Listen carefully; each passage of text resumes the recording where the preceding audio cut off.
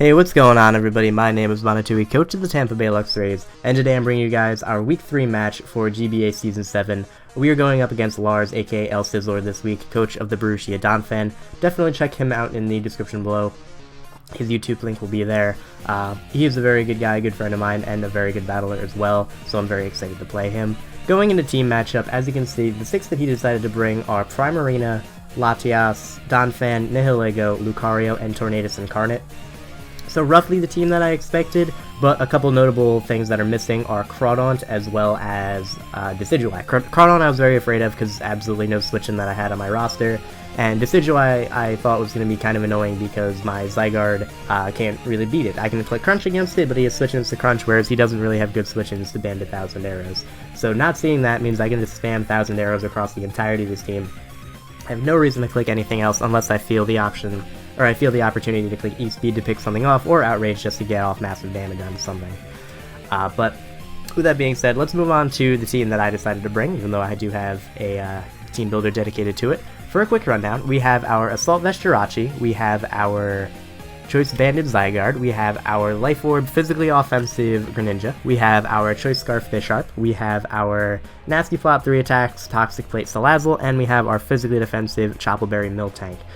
That's the team breakdown. Let's get into the game. Looking at his team, I decided that my best lead matchup is going to be Jirachi. It's pretty good if he decides to lead with something like Nihilego or Primarina or even Tornadus he can kind of deal with. So I'm going to lead with that. And as you can see here, he is going to lead with his Primarina. There it is, with the Primarina. And I'm in a pretty good spot here because I meant to deal with this thing. The worst thing that he can do is Skull Burn me, but I have a higher chance to flinch him with Iron Head than he has to Skull Burn me, so I'm going to go right for that Iron Head, as he is going to hard switch right out into his Donphan, which, as you're going to see, is not going to take this amazingly just because I'm going to get a crit. You're going to see later on in this game that this crit is not really going to matter, and he's unfortunately not in range of Grass Knot if he is max HP, which I assume he is, so I can't really go for anything. I'm really expecting him to go for Rock, so I wanted to go for the Iron Head there, but it was just way too risky. Like, if he clicked Earthquake, I lost my Jirachi, and I lost my switch into, like, half his team, so it was absolutely not worth it for me to do that. If I did flinch him, I could have knocked him out with Grass Knot on the following turn, and I wouldn't have to deal with Rocks, but regardless, we're going to go into Miltank, we're going to get up our Rocks, as he's going to go right for the Earthquake, doing a little bit of damage to me. This damage kind of reveals that he has some attack investment, but not all that much. So my suspicions were probably correct in that he's mostly physically defensive, maybe like a little bit of attack in order to deal with something else in my team. But here, he's going to go hard out into his Lucario, as I'm going to go for a Body Slam. I went for the Body Slam on the Donphan just because I beat it 1v1, and I could possibly para something if he wanted to switch anything in. Unfortunately, I don't get the para on this Lucario, which would have been absolutely amazing because this is one of the biggest threats to my team. But because I am Choppleberry, I do have a chance to take a close combat depending on his item, and I'm going to go right for a Fire Punch because I can get off a lot of damage if he's at -1 defense. He, however, sees that I might be Choppleberry, seeing as I'm not leftover, so he decides to go out in Latias to take that hit. Smart play on his part, but I do have a very safe switch into this thing being my Jirachi. So as you're going to see here, I'm going to take the Rocks damage, and then I'm going to take this Psychic extremely well because of the fact that I have Quad Resist, and because of the fact that I am Assault Vest. That's going to do like 13 damage or something along those lines, and now I'm in a pretty good spot to just click U-turn because I can gain initiative on whatever wants to come in.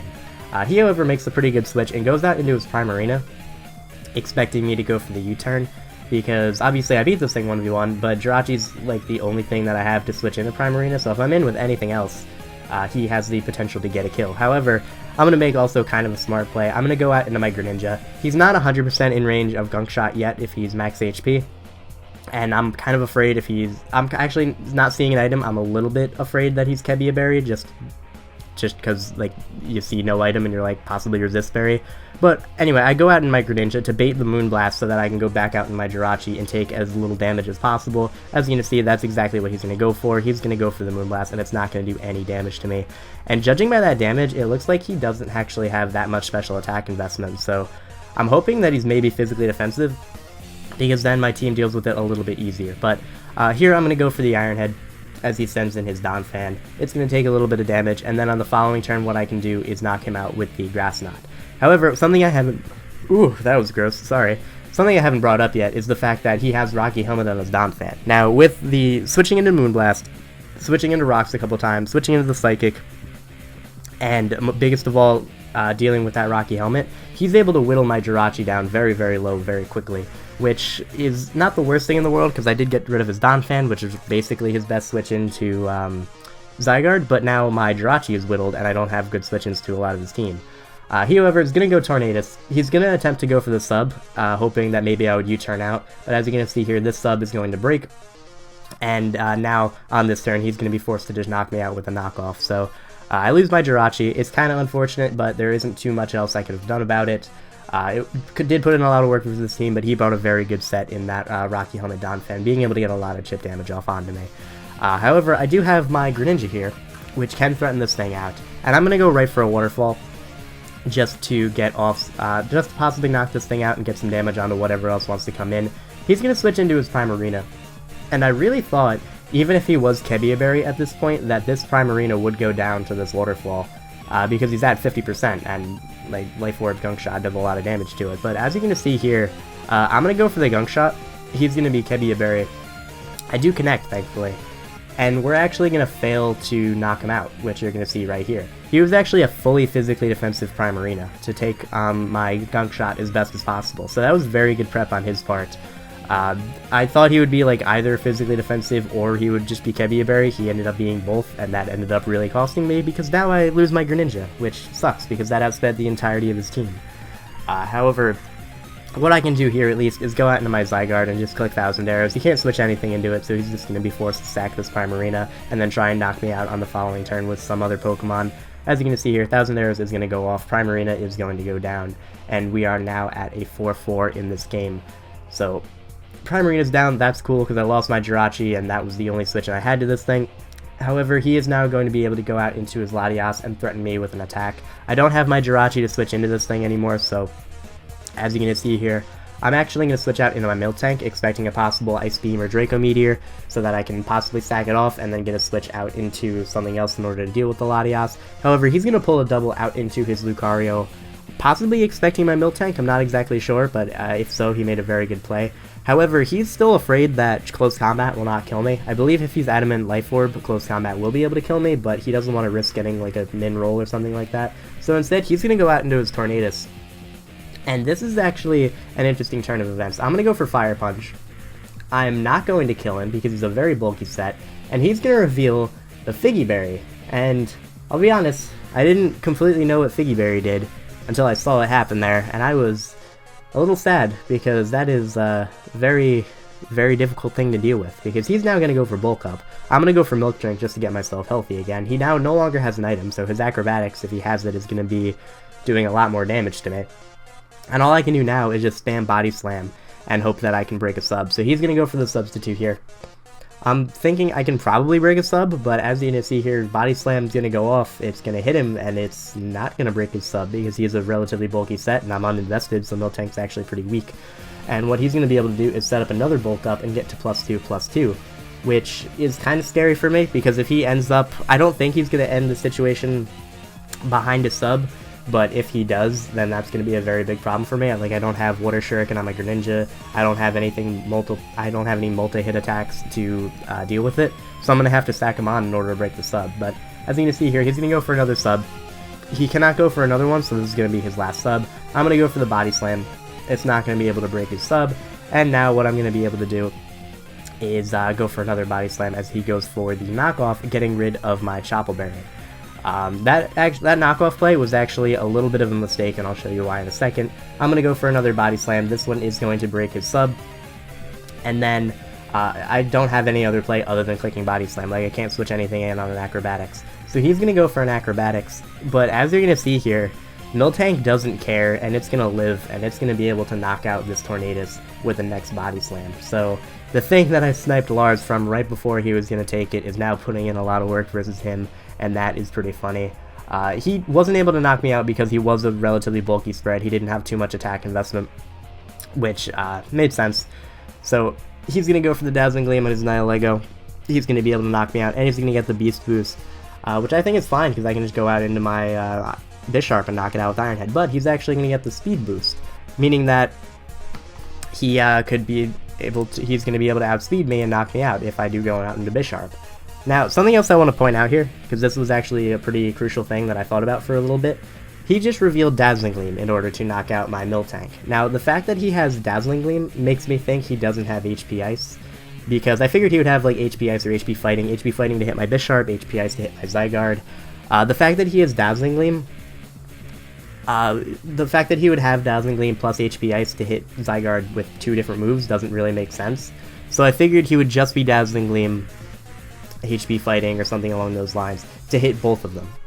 The fact that he's Dazzling Gleam means that I can go out in a Zygarde, live the attack, and then knock him out. So as you're going to see here, I'm going to go out in a Zygarde. Gonna take the rocks, the Aura's gonna break, that's cool. And we are going to take that Dazzling Gleam. This is a +1 Dazzling Gleam from Nihilego, and we're able to chew it easily with very little HP investment, and we're going to be able to knock this thing out with 1,000 arrows. I am loving Zygarde. Like I said, I have like 36 HP investment, and that is a +1 Nihilego, and it's barely able to do the amount of damage that it did. And now he's actually going to make, I think this is a misclick. He went into Lucario when he meant to go into Latias. If he went into Latias, it was still a fine situation for me, but it would have cost me a differential point. Zygarde, again, doesn't care about attacks, and is going to take that Adamant Life Orb Extreme Speed from Lucario, and I'll be able to knock it out with 1,000 arrows. He meant to go Latias and click Ice Beam and knock me out, but if he did do that, I could have gone out into Bisharp and basically spammed Low Kick to win the game, but he went Lucario, click D-Speed. Not that big a deal.